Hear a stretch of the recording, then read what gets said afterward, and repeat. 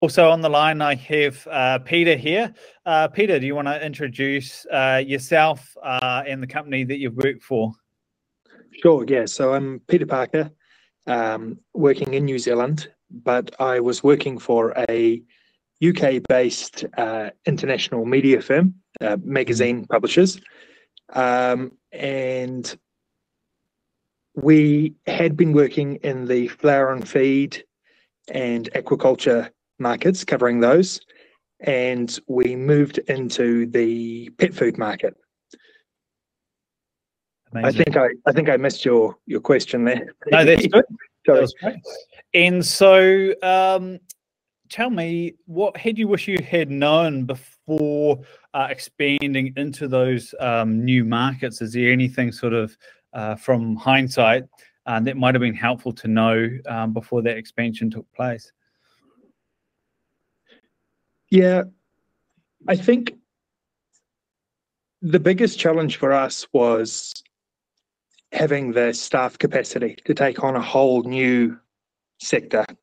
There was some crossover with the subjects we've been covering previously and the events we were attending, but the amount of staff required for a new magazine, it was difficult, and staff retention was difficult around that time too. So I would say we had access to the experts and the knowledge we needed to report in that sector, but just the human resource was the biggest challenge for us. Yeah, no, that makes sense. Having that right from the get-go, I imagine, would have been perhaps a much better experience as you expanded. Yeah. Nice one, man. And, you know, from your experience, what sort of local resources or content did you have to learn from before sort of making these moves, these kind of leaps into new markets as a company? And, you know, what didn't seem to be covered in that you perhaps had to learn along the way? So we had a international school, online school that we were running in the aquaculture and milling sectors, and the experts that we had come on to teach there, they had experiences in the pet food market. That was really useful, but it had its limitations. We didn't have any dedicated pet food focused people readily accessible. If we had have had greater connections in that market, it would have been an easier transition. Yeah, nice one. So yeah, having that sort of added layer of those, you know, having some local contact and expertise in those markets perhaps would have added that yeah, extra value there for you. Yeah, someone who was dedicated. Yeah. Dedicated in pet food rather than general animal feeds. Yeah, that makes sense. Dedicated knowledge goes a long way, huh? So, look, another question that I've got for you is what would be your biggest piece of advice for other people that are looking to expand either internationally or into other markets? Well, it worked out for us. The magazine was a great success and continues to be a success today.